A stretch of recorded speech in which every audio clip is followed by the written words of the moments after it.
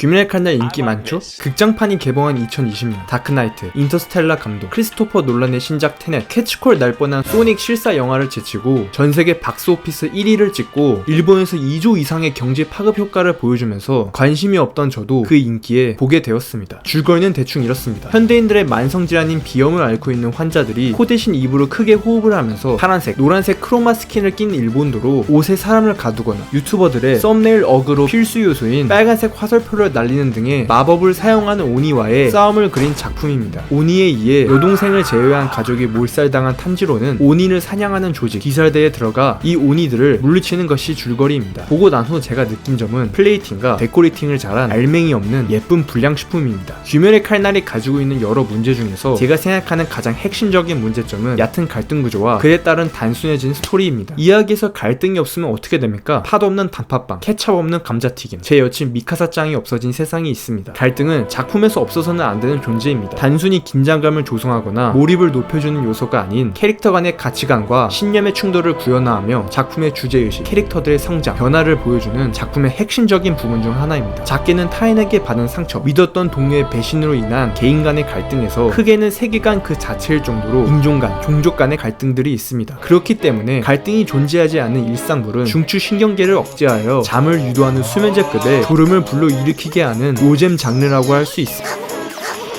일상물 제거. 귀멸의 칼날, 줄여서 귀칼을 저도 처음에는 재미있게 봤습니다. 귀칼 애니 제작사 유포터블은 CG를 사용한 화려하고 박진감 넘치는 액션으로 액션은 화려함 그 자체입니다. 액션 동선이나 부드러운 움직임은 액션으로 유명한 다른 스튜디오도 똑같지만 유포터블이 돋보이는 점은 스파크, 폭발, 날아가는 잔해물, 바람, 번개 등 액션에 의한 다양한 리액션과 이펙트를 화면에 꽉 채운 화려한 구성으로 시청자를 압도시킵니다. 현란한 카메라 워크, 광원 활용, 캐릭터의 사실적인 질감 묘사 또한 매우 훌륭합니다.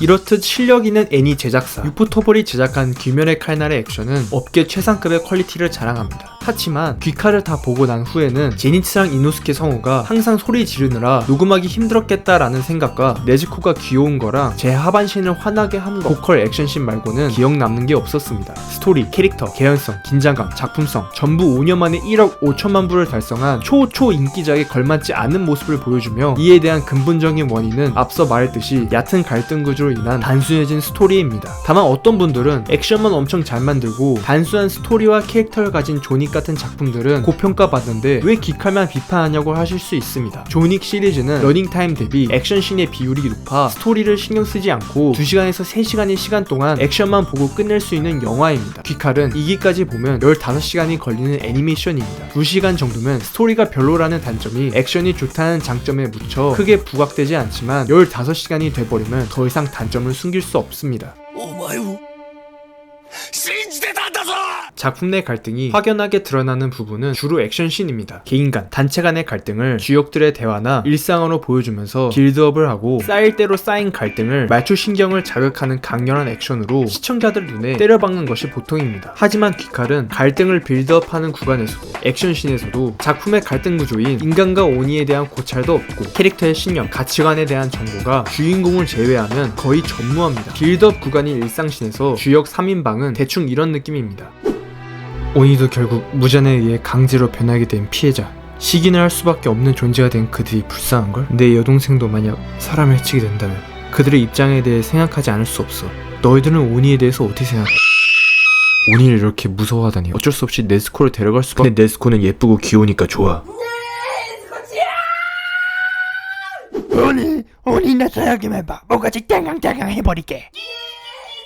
물어본 내가 병신. 이 정도로 악역인 오니에 대한 고찰이 없다 보니 굳이 오니가 아니라 식인을 하는 다른 괴물로 대체해도 되는 수준입니다. 물론 액션씬에서도 캐릭터 간 갈등을 조명하는 일 없이 주구장창 싸우기만 합니다. 요약하자면 이렇습니다. 오니 사람 죽인다, 나쁘다, 죽인다, 사실에도 불쌍하냐 하는 단순한 원패턴 전개로 오니를 그저 액션씬 제조기와 감성팔이 도구로 만들어 버렸습니다. 오니들은 무잔에게 피를 받아 강제로 오니가 되며 이들 중에 선량한 사람이지만 어쩔 수 없이 식인을 하는 경우도 있습니다. 과거 회상으로 사실에도 불쌍하냐 하는 연출과 탄지로가 오니들을 이해하고 동정하지만 자이로든 타이로든 사람을 많이 죽였기 때문에 결국 모가지 댕강 원패턴 전개에 인간과 오니에 대한 깊은 고찰, 가치관의 충돌, 감정의 변화, 성장 같은 것이 매우 적습니다. 캐릭터의 데뷔를 통해 가족, 남매에 대해 이야기하긴 하는데 분노의 질주에 도미닉 토레토가 환장하는 가족은 소중하다는 흔한 이야기에 그칩니다. 성장이 아예 없는 것은 아닌데 육체적,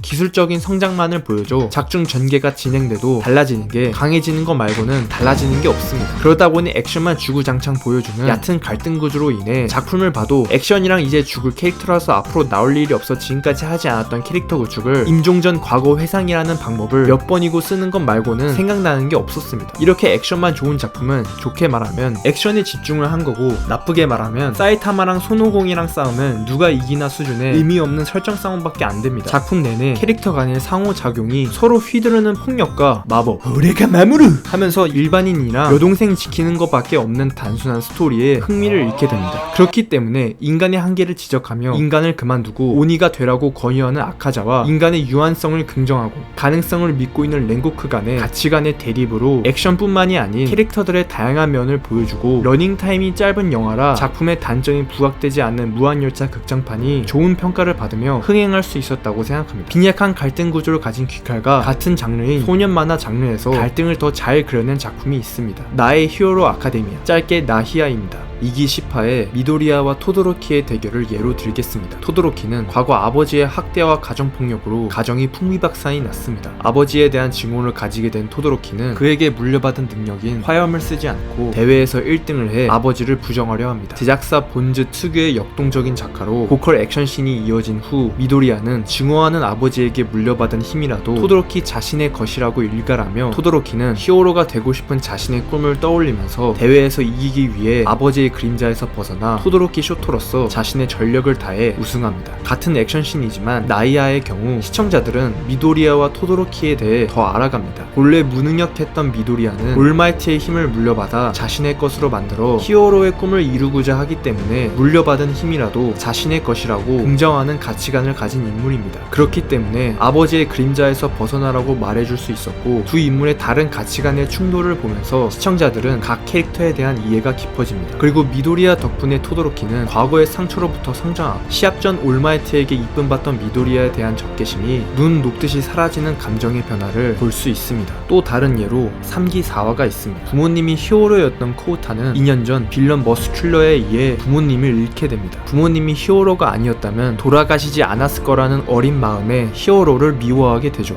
얼마나 싫어하는지 히어로 지망생인 미도리아를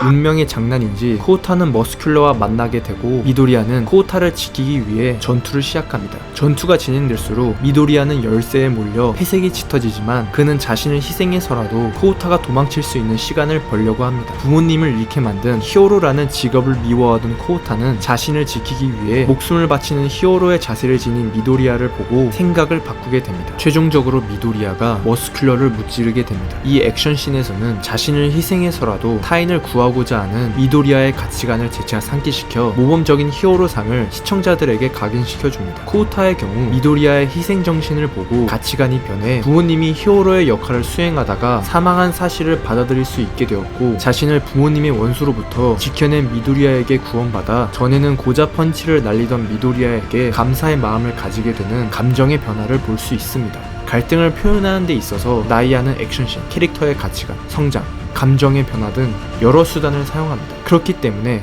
갈등이 고조되는 지점, 하이라이트인 액션씬이 의미가 있고 캐릭터들의 감정이 느껴집니다. 무게가 느껴지는 알찬 내용의 나이아와 비교하면 귀멸의 칼날은 가볍고 알맹이 없는 내용을 화려한 작화로 예쁘게 포장한 불량식품으로 느껴졌습니다. 이와 같은 차이를 알 수 있는 예가 하나 더 있습니다. 진격의 거인입니다.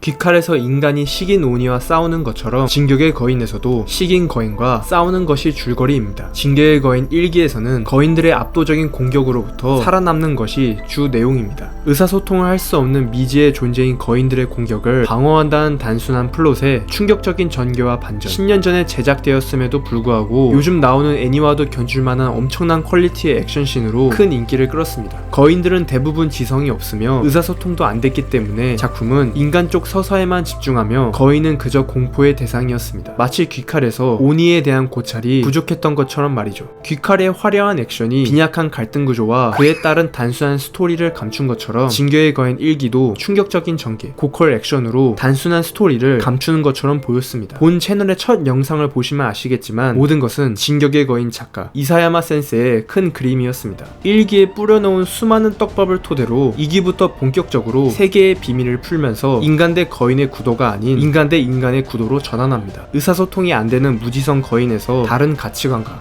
다른 상황에 놓인 사람으로 갈등의 대상이 바뀐 것입니다. 점점 주역뿐만이 아닌 적들의 서사에도 집중하기 시작하더니 4기부터는 서로 적대하는 두 진영의 서사를 거의 동일한 양으로 묘사하기 시작합니다. 각 진영 간 다양한 캐릭터의 가치관, 성장을 다루게 되고 현실적인 세계관을 잘 구축했다고 평가받게 됩니다. 그리고 이러한 점들이 갈등의 하이라이트인 액션씬에 잘 녹아내 귀칼에 견줄만한 멋있는 액션씬이 계속되지만 자신의 정의를 관철하기 위해, 소중한 사람들을 지키기 위해, 잔혹한 세계로 부터 살아남기 위해 서로 싸울 수밖에 없는 인물들의 갈등을 보게 된 시청자들은 화려한 액션씬에 그저 환호성을 지르는 것이 아닌 눈물을 흘리게 됩니다. 만약 1기에서 4기까지의 갈등 구조가 인간 대 거인이었다면 저는 진격의 거인을 귀칼과 비슷한 평가를 내렸을 겁니다. 그저 인간을 먹기만 하는 단순한 대상인 거인에서 같은 사람으로 바뀌었기 때문에 개인간 그리고 단체 간의 복잡한 갈등을 그려낼 수 있었습니다. 귀칼도 인간과 오니 간의 복잡한 갈등을 그려낼 수 있었지만 작품 속 오니는 액션씬을 뽑기 위한 도구에 지나지 않습니다. 8년 만에 6,500만 부를 달성한 나의 히어로 아카데미아, 11년 만에 1억 부를 달성한 진격의 거인을 제치고 귀멸의 칼날이 5년 만에 1억 5천만 부를 달성한 초인기작이라는 사실이 인기는 완성도와 직결되지 않는다는 좋은 예시라고 생각합니다. 액션씬의 퀄리티는 최상급인 만큼 정말 아쉬운 작품입니다. 유포터블의 다른 작품, 극작판 Fate Stay Night Heavensville 2 Lost Butterfly 라는 제목도 긴 영화를 총 4번 관람할 정도로 유포터블의 액션과 연출을 좋아하는 사람으로서 다음에는 더 좋은 작품으로 만나기를 기대하겠습니다.